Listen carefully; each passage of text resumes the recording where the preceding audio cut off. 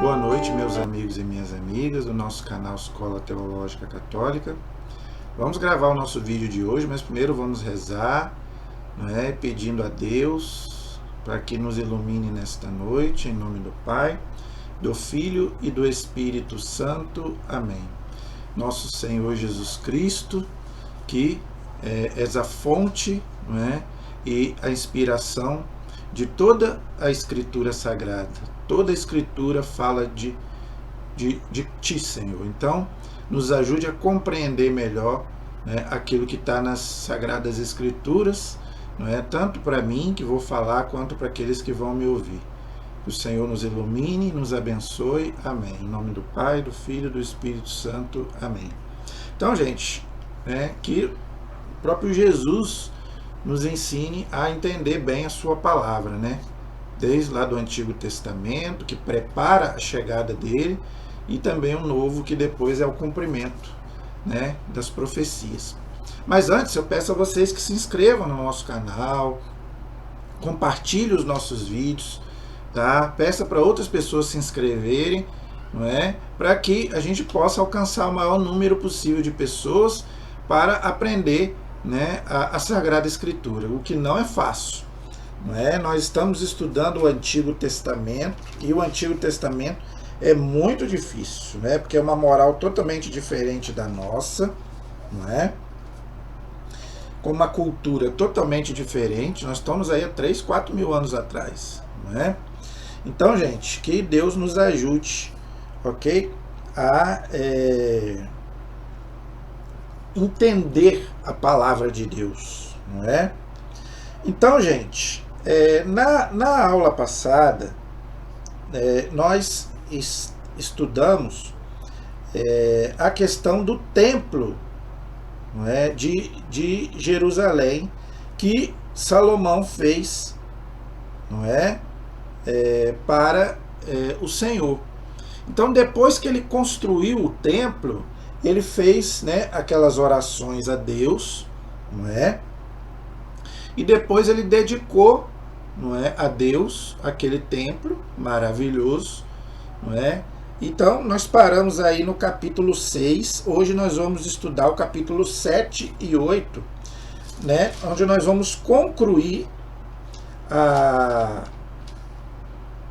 o reinado de Salomão, Então, nós vamos concluir, nós vimos o reinado de Davi, e hoje nós vamos encerrar o reinado de Salomão, ok? Diz aí no capítulo 7 do versículo do segundo livro das Crônicas, que nós estamos estudando. Quando Salomão terminou de orar, desceu fogo do céu. O fogo, gente, é sinal da manifestação de Deus. Quando Deus queria se manifestar, usava o fogo, usava a nuvem. São símbolos da divindade. O fogo é o símbolo também do Espírito Santo, que consumiu o holocausto e os sacrifícios, e a glória do Senhor encheu o templo. Nós já falamos dos sacrifícios que os judeus faziam a Deus, para expiação dos pecados, Os sacerdotes não puderam entrar na casa do Senhor, pois a glória do Senhor enchia o templo do Senhor. Então já falamos sobre isso na aula passada, Todos os israelitas, vendo o fogo descer e a glória do Senhor repousar sobre a casa, ou seja, a igreja, que é a casa de Deus, nós já falamos, prostraram-se com o rosto por terra sobre o pavimento, adoraram e celebraram ao Senhor, pois Ele é bom e eterno é o seu amor. Olha aí, tá vendo? Então, gente, nós só podemos prestar culto de adoração a Deus. Nós já explicamos isso aqui várias vezes. Só a Deus podemos adorar. Pai, Filho e Espírito Santo. Por isso que é latria. Por isso que vem idolatria. Quando você adora alguém que não é Deus. E aos anjos e santos nós não podemos adorar. Nós temos que venerar. É dulia. Não é latria, ok? Então que fique bem claro para os católicos e para os irmãos protestantes. Só a Deus podemos adorar, tá? Ninguém mais, ok? Só Ele é digno de todo louvor e toda adoração, porque é o Criador. O resto é criatura, não pode ser adorado, pode ser venerado, é diferente. E ele fala aí, eterno, Deus é bom, tá vendo? Então, só Deus é bom, diz Jesus. Então, Deus não pode fazer o mal. Deus pode permitir o mal, mas não fazer o mal. E eterno é o seu amor. Por quê? Porque Deus é eterno. Deus não tem princípio e não tem fim. Então, desculpa. O amor de Deus, ele é diferente do nosso do amor do ser humano. Tá? O nosso ser humano, por quê? Porque Deus é eterno. Tá? Deus não tem princípio e não tem fim. Então, o seu amor não pode ser comparado com nenhum amor. Não é? O nosso amor não, o nosso amor é limitado, porque nós somos finitos, mas Deus não, Deus é infinito. Então o amor de Deus não tem proporção, entendeu? É totalmente diferente. O rei e todo o povo ofereceram sacrifícios diante do Senhor. O rei Salomão imolou em sacrifício 22.000 bois e 120.000 ovelhas. Assim o rei, junto com todo o povo, consagrou o templo de Deus. O templo de Deus é a igreja e somos nós. A casa de Deus é o templo, é a igreja. Mas Deus mora onde? Aqui, no meu e no seu coração. Tá vendo?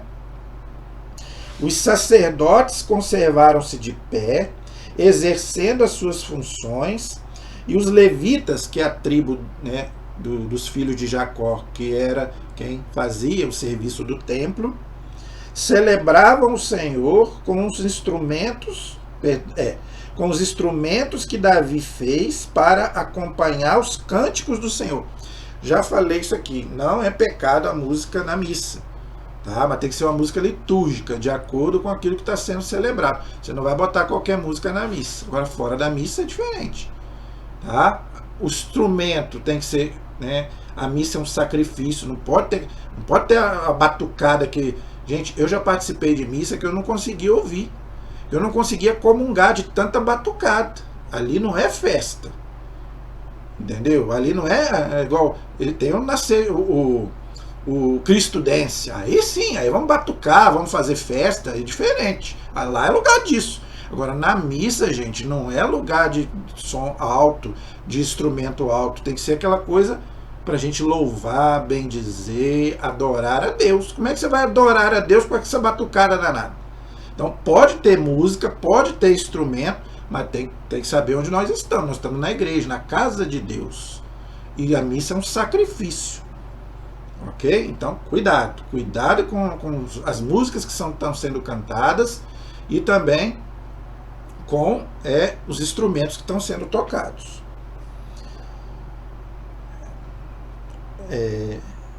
Porque o seu amor é para sempre. O amor de Deus, né?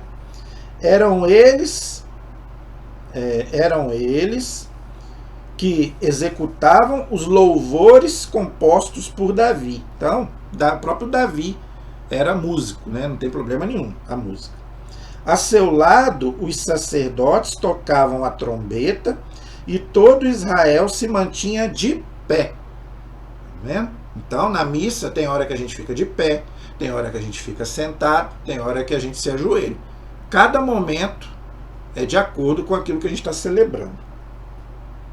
Salomão consagrou a parte central do pátio, que estava diante do templo do Senhor, porque foi lá que ele ofereceu os holocaustos e as gorduras dos sacrifícios de comunhão, pois o altar de bronze que Salomão fez não podia conter o holocausto, a oblação e as gorduras. Naquele tempo, Salomão celebrou a festa durante 7 dias, e todo Israel com ele, uma grande assembleia. Assembleia quer dizer igreja.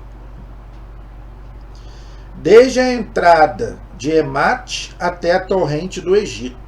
No 8º dia, fez-se uma reunião solene, pois fora celebrada a dedicação do altar durante 7 dias e celebrada a festa durante 7 dias. Então, o 7 na Bíblia significa perfeição.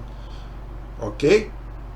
O 6 quer dizer imperfeição. Por isso que o 666 é o número da besta, porque vem antes do 7.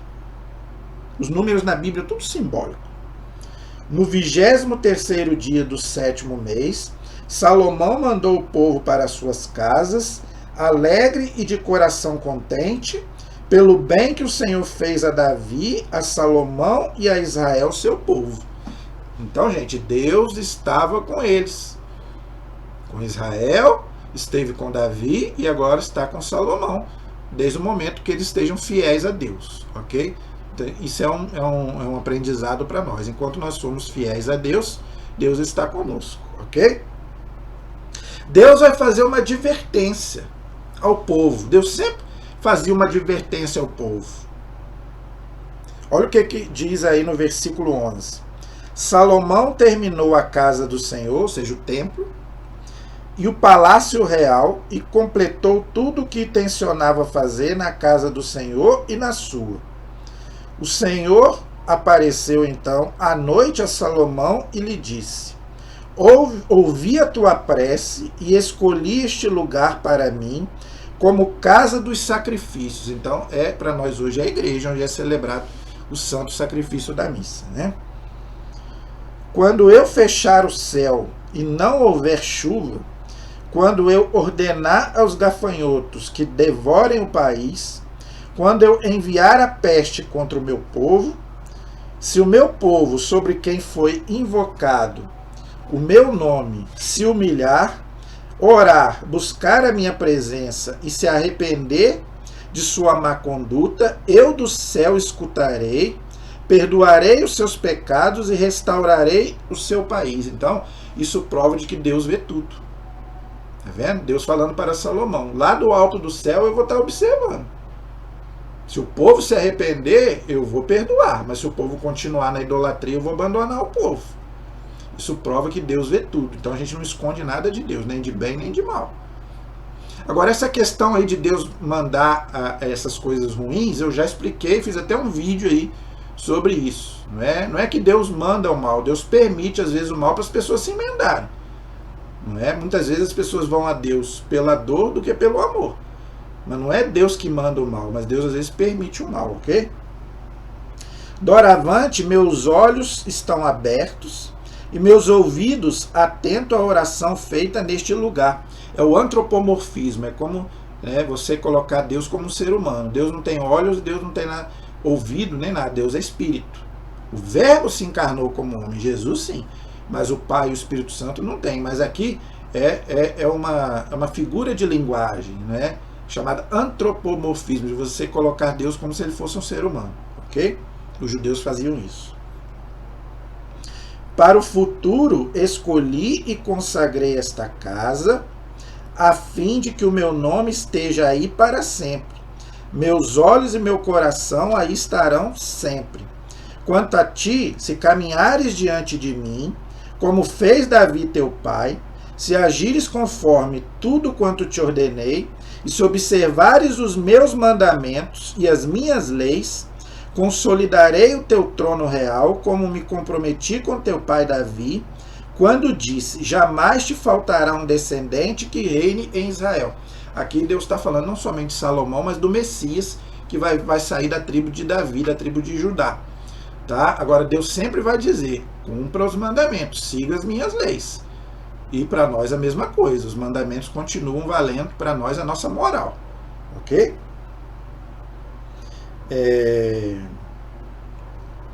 Mas se me abandonares, se infringires os mandamentos e as normas que vos propus, se fores servir a outros deuses e lhes prestares culto, ou seja, de adoração, idolatria, eu os arrancarei da minha terra que lhes dei, esta casa que consagrei ao meu nome. Eu a rejeitarei da minha presença e farei objeto de escárnio e de riso entre todos os povos. Ou seja, Deus vai abandonar e os povos pagãos vão dominar. É o que vai acontecer, infelizmente. Não é? Esta casa tão excelsa será para todos os transentes motivo de espanto. Eles dirão: por que o Senhor tratou assim este país e esta casa? E responderão: porque abandonaram o Senhor, o Deus de seus pais, que os fez sair da terra do Egito, aderiram a outros deuses, adoraram-nos e serviram-nos. Por isso fez vir sobre eles todas essas desgraças. Isso, gente, está lá no livro do Êxodo, está lá no livro de Deuteronômio, Deus falando. Eu vou colocar para vocês a bênção e a maldição, o bem e o mal. Vocês vão escolher. Tá? Então eu já venho falando isso aqui várias vezes. Tá? Quem escolhe a nossa vida e o nosso destino somos nós. E como a gente viver, a gente vai morrer. Não é? Como diz o Eclesiastes, a árvore cai para onde ela está tombada. Não é? Se ela cair em Deus, ela vai morrer em Deus. Se ela cair longe de Deus, ela vai, né, ficar para sempre longe de Deus. Né? É assim. Tá? Aí depois, a conclusão do reinado de Salomão. Tá? Depois de 20 anos, durante os quais Salomão construiu a casa do Senhor, o templo, né? E o seu próprio palácio, ele restaurou as cidades que o rei estabeleceu aos israelitas. Aí aqui, né, isso aí nós podemos passar, não é? Porque nós já estudamos isso em outras, né, lá no livro dos reis, ok? Diz aí que Salomão construiu em Jerusalém, não é, o templo, não é? Foi ali em Jerusalém, que era a cidade de Davi, ok? E todos aqueles pagãos que estavam ali, que não pertenciam a Israel, ok? Eles foram exterminados pelos israelitas. Salomão os levou para a mão de obra de trabalhos forçados, tá? Então, aqueles pagãos que estavam ali foram derrotados, ok? Salomão derrotou todos eles e eles ficaram submissos a Israel, ok? Nós podemos passar. Diz aí, tá? Que no versículo 11 do capítulo 8, que Salomão mandou vir a filha do faraó da cidade de Davi para a casa que ele havia construído e dizia: nenhuma mulher poderia habitar por minha casa no palácio de Davi, rei de Israel, porque esses são lugares sagrados, por ter entrado neles a arca do Senhor. Então, aonde a arca entrava, ninguém podia entrar. Só o sacerdote entrava uma vez por ano para prestar culto a Deus e pedir perdão dos pecados, ok? Salomão ofereceu então holocaustos ao Senhor sobre o altar que ele tinha edificado diante do pórtico, segundo o ritual cotidiano dos holocaustos, conforme a ordem de Moisés sobre os sábados. Então, gente, dia de sábado era dia de descanso, não é? Tinha as solenidades anuais, a festa dos ázimos, a festa dos ázimos era a Páscoa e a festa das semanas era a Pentecostes. Então, os judeus celebravam festas. Então, a igreja também não é contra as festas junina, não é? A igreja também pode fazer as festas, não tem problema nenhuma, desde que seja uma coisa decente, né, gente?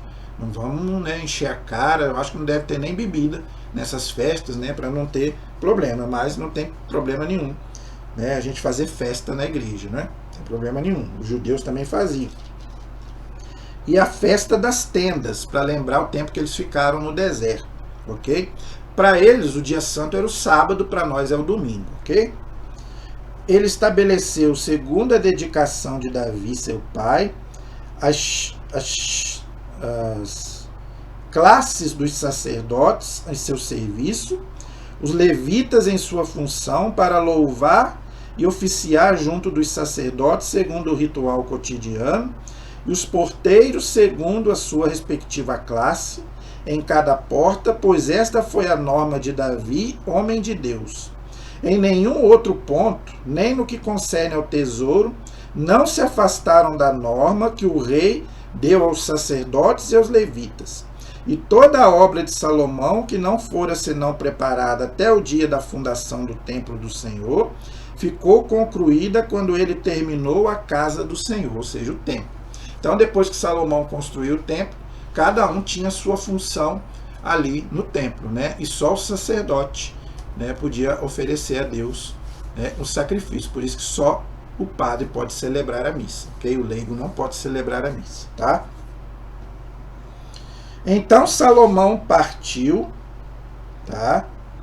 E aqui conta que ele teve um encontro com o rei chamado Irã, e ele acabou vencendo, não é, esse rei e levando várias coisas para Jerusalém, ok?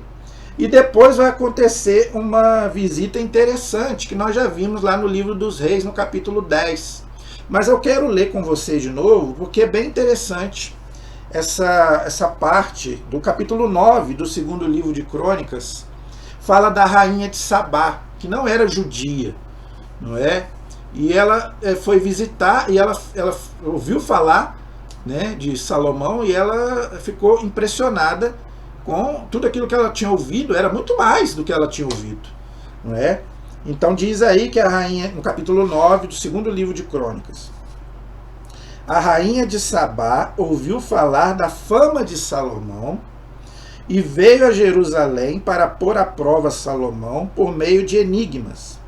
Chegou com grandes riquezas, com camelos carregados de aromas, grande quantidade de ouro e de pedras preciosas. Então ela era bastante rica também, né?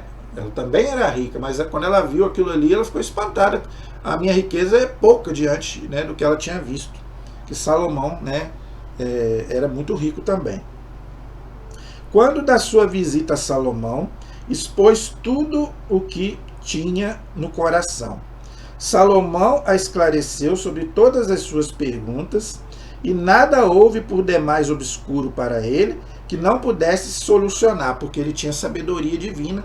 Nós vimos lá atrás, ele pediu a Deus a sabedoria e Deus falou: ninguém vai ser mais sábio do que você, nem antes nem depois. Não é? Que a gente possa pedir essa graça, que é um dom do Espírito Santo, o dom da sabedoria nas coisas de Deus. Né? Infelizmente, nós católicos, por preguiça, né, a gente às vezes não sabe nem a nossa doutrina direito. Às vezes as pessoas vêm conversar com a gente não tem nem argumento. Então, peça a Deus a sabedoria para você entender um pouco da sua doutrina, para você até poder conversar com as pessoas. Quando a rainha de Sabá viu a sabedoria de Salomão, o palácio que ele fez para si, as iguarias de sua mesa e os aposentos de seus oficiais, a habitação e as vestes de seus domésticos, seus copeiros e seus trajes, os holocaustos que ele oferecia no templo do Senhor, ficou fora de si e disse ao rei: realmente é verdade quanto ouvi no meu país a respeito de ti e da tua sabedoria. Eu não queria acreditar no que diziam antes de vir e ver com os meus próprios olhos. Porém, não me disseram nem a metade sobre a grandeza da tua sabedoria. Ultrapassas a fama que chegou aos meus ouvidos. Que a gente possa ter essa graça de a gente ser lembrado pela nossa sabedoria nas coisas de Deus, porque a sabedoria do mundo de nada vale. O que adianta eu ser, né, eu saber várias línguas, eu ser poliglota, mas eu não ter a graça de Deus, não é? Então que a gente possa pedir a sabedoria nisso, nas coisas de Deus, porque o resto tudo nós vamos deixar aí, nem os nossos diplomas nós vamos levar para o caixão, tá? Feliz o povo, felizes os teus servos que estão continuamente na tua presença e ouvem a tua sabedoria. Bendito seja o Senhor teu Deus, que te mostrou a sua benignidade, colocando-se sobre o seu trono como rei em nome do Senhor teu Deus. É porque teu Deus ama Israel e deseja consolidá-lo para sempre, que ele te deu a realeza para exerceres o direito e a justiça, tá vendo? Então Deus escolheu Israel como seu povo para sempre. Israel hoje para nós é o que? É a igreja, somos nós. Nós somos o povo de Deus. E Deus nos ama com amor infinito. Agora ela fala que Deus te deu o trono para você julgar com direito e com justiça. Então isso aí é para as autoridades religiosas, políticas, julgar com justiça. E não é o que a gente vê hoje, né? Então, gente, julgar com justiça. Se o outro foi culpado, é culpado, tem que botar na cadeia, tem que deixar lá, tem que soltar. Mas a gente sabe que só fica preso quem é pobre, rico não fica preso, infelizmente. ela deu ao rei 120 talentos de ouro, uma grande quantidade de aromas e de pedras preciosas. Eram incomparáveis os aromas que a rainha de Sabá ofereceu ao rei Salomão. Perfume, né? Os servos do rei, né, Irã, e os de Salomão, que trouxeram ouro de Ofir, trouxeram também madeira de sândalo e pedras preciosas. O rei fez com a madeira de sândalo escadarias para a casa do Senhor e para o palácio real, liras e harpas para os músicos. Jamais se viu coisa igual no país de Judá. Está vendo que ele era da tribo de Judá, assim como Davi e o Messias. Quanto ao rei Salomão, ofereceu à rainha de Sabá tudo o que ela desejou e pediu. Claro, né? Você acha que ele não devia ser muito bonita, né? Você acha que se fosse feia ele ia dar? Né? Isso é brincadeira, só pra gente descontrair, né? Agora, Salomão teve muitas mulheres, gente, mais do que Davi. Então, era o costume da época. Né? O Padre Léo dizia que os padres não casam por causa de Davi e Salomão, porque eles tiveram tantas mulheres que Deus falou, não, então agora os padres não vão casar, porque Salomão e Davi já namoraram as mulheres tudo, então agora, isso é as brincadeiras do Padre Léo para a gente descontrair um pouquinho. Não é? Então, ele ofereceu à rainha de Sabá tudo o que ela desejou e pediu, sem contar o que ela havia trazido ao rei. Depois ela partiu e voltou para a sua terra, ela e os seus servos. O peso de ouro que chegava para Salomão todo ano, aí aqui, né, isso, quanto que Salomão... Aí aqui continua falando sobre toda a riqueza de Salomão, ok? E depois você pode ler aí, nós podemos passar sobre essa riqueza de Salomão, era impressionante. Era tudo, gente, de ouro, ok? Tudo era impressionante. Não é só o templo, não, mas tudo ali, os objetos, era tudo de ouro. Depois você pode ler aí, tá bom?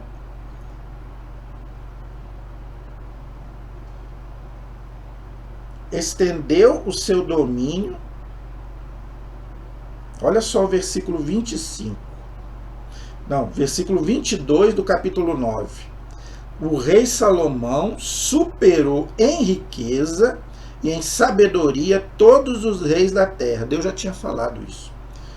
Todos os reis da terra queriam ser recebidos por Salomão para aproveitar da sabedoria que Deus lhe tinha posto no coração.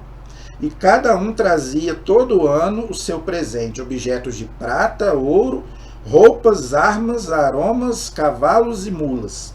Salomão tinha 4.000 estábulos para os seus cavalos e seus carros, e 12.000 cavalos. Colocou-os nas cidades dos carros e junto do rei em Jerusalém. Estendeu seu domínio sobre todos os reis, desde o rio até o país dos filisteus e até a fronteira com o Egito. Fez com que a prata fosse tão comum em Jerusalém, quanto as pedras e os cedros tão numerosos como os sicômoros da planície. Sicômoro é uma árvore, ok? Importava-se para Salomão cavalos e de todos os países. Então, gente, a fortuna de Salomão era imensa, era incalculável. Mas o mais importante não é a riqueza de Salomão, mas a sua sabedoria divina, ok? O resto da história de Salomão, do começo ao fim, está escrito na história do profeta Natã, na profecia de Aias de Siló, que era um profeta, e na visão de Ido, o vidente, referente a Jeroboão. Salomão reinou 40 anos em Jerusalém sobre todo Israel. Depois ele adormeceu, ou seja, morreu, com seus pais e foi enterrado na cidade de Davi, seu pai, e seu filho Roboão tornou-se rei em seu lugar. Então, gente, nós paramos aí no capítulo 9 com a morte de Salomão. Na próxima aula, nós vamos ver uma coisa muito importante, que é, depois que Salomão morre, vai acontecer a divisão entre os reinos do norte e do sul. Tá? Então, isso nós vamos explicar na próxima aula. O livro de Crônicas, ele não relata o final da vida de Salomão, como o livro dos reis. O livro dos Reis fala que ele teve muitas mulheres e infelizmente essas mulheres o levaram para a idolatria, ok? Não sabemos se ele se arrependeu no final da vida, a Bíblia não diz. Mas nós esperamos que sim, que ele possa ter se arrependido durante a vida, antes de morrer, de toda idolatria que ele cometeu antes de morrer, ok? A nossa proteção está no nome do Senhor, que fez o céu e fez a terra. Estivemos e permaneceremos unidos em nome do Pai, do Filho e do Espírito Santo. Amém. Que Deus abençoe a todos. Até a nossa próxima aula, se Deus quiser.